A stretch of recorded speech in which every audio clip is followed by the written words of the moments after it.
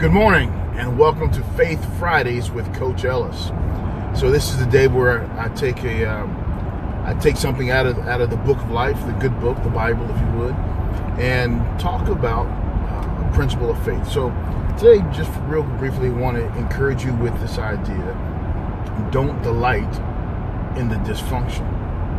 I'm reminded of a biblical story that talks about a man who sits beside a pool, and every so often this pool would stir, it would bubble up, and if you're the one that gets into the pool, then you get your healing.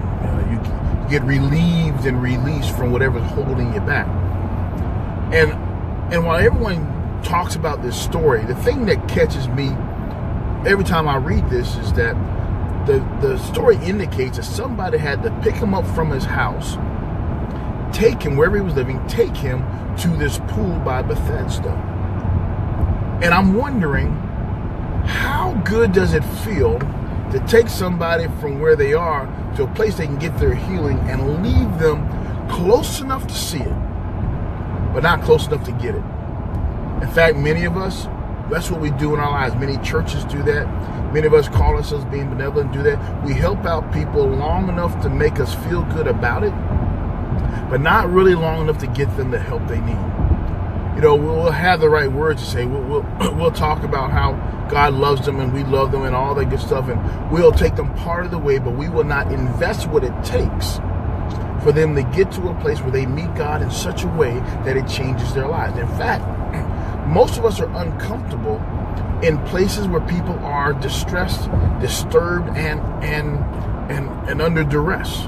So what we do is we'll give them a ride, just close enough, but we won't give them a ride all the way. Or if they need $20, we'll give them 10 to help them along the way, just enough to make us feel good, but not enough to do something about it. I reminded of my father, who, when he sees homeless people and they're asking for money, he'll put them in a car, he'll take them to a restaurant, he'll feed them.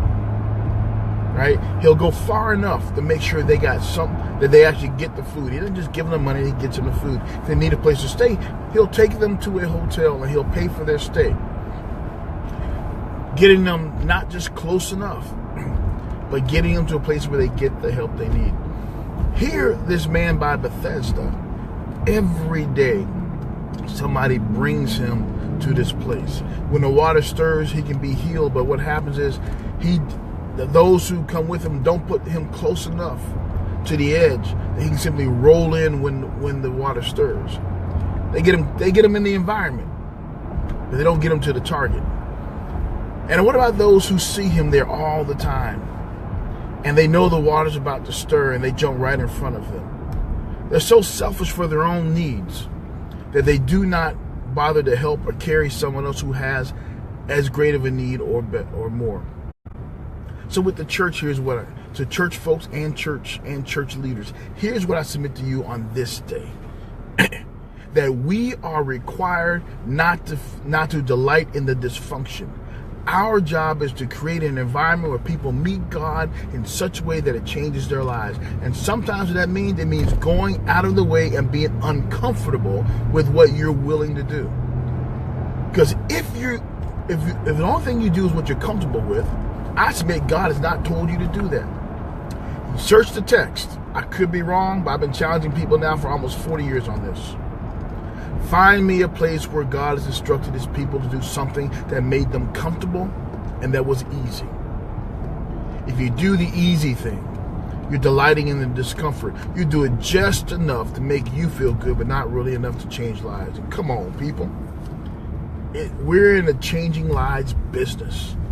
We are in the let's meet God in a new way business. We're not in this idea of self-gratification. You know, I have a strong distaste for preacher porn.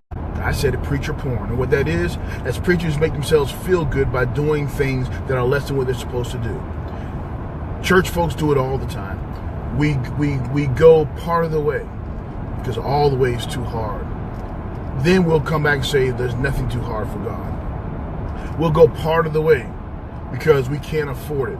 And then we'll start screaming that he is the supplier of all of our needs.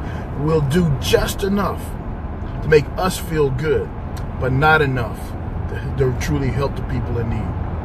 So I submit to you on this morning, on this Friday, on this Faith Friday, hey, how about changing the way we do things? And today, find somebody you go all the way with, that no matter what their need is, that you trust God enough for both of you. So when the guy needs to get to the pool, you're not just taking him to the edge. You will actually carry him in so he can meet God in a new way. Hey, I'm Coach Ellis, saying thank you for joining me on Faith Fridays. You can reach me at coach@elliscrum.net. It's ELLISCRUM.net. Or you can catch me at Coach Ellis on Facebook.